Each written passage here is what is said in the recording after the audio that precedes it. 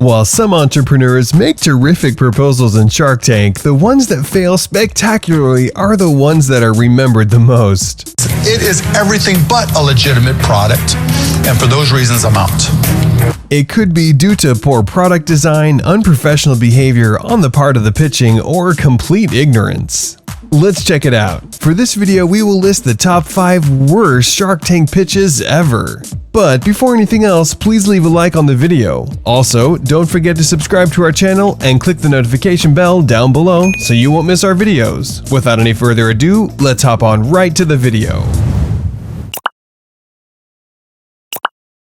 Number 5. The Sullivan Generator. In Season 3, Mark Sullivan approached the tank with a $1 million offer in exchange for a 10% stake in his company. He said that he could make the Sharks $96 billion in profit. Hand-drawn drawings of giant generators would be strewn around the globe, sucking in massive amounts of ocean water to produce confined hurricanes for electricity production, according to Sullivan's presentation. He went on to say that gold is a byproduct that can be gathered and converted into currency.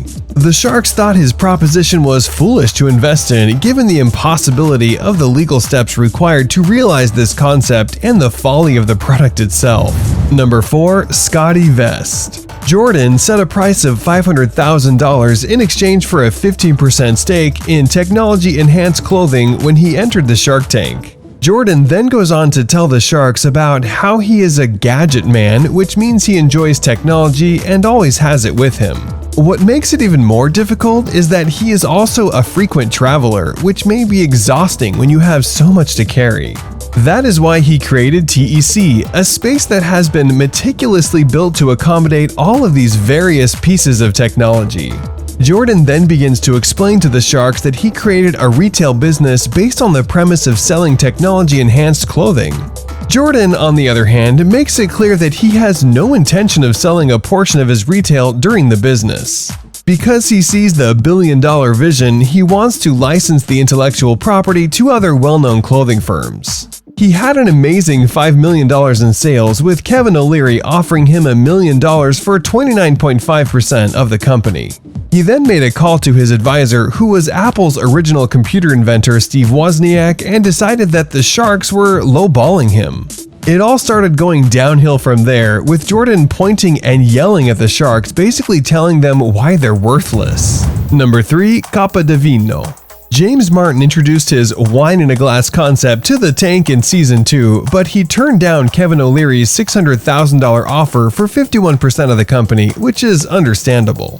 In Season 3, he returned with strong sales and profit margins, and he was able to entice many Sharks to make proposals. He, on the other hand, proceeded to egotistically consume a glass of wine in front of them before shamelessly exiting the tank. At the end of the interview, James Martin states that Kevin O'Leary totally missed the mark and that the value is actually Copa Di Vino because they are the first to do wine by the glass. His primary goal was to use Shark Tank as a marketing platform. These people are referred to as gold diggers by the Sharks. After Shark Tank, James Martin really didn't like to see his company getting devalued like that, and he wasn't looking to separate the patent from the brand. Number 2. The Sticky Note.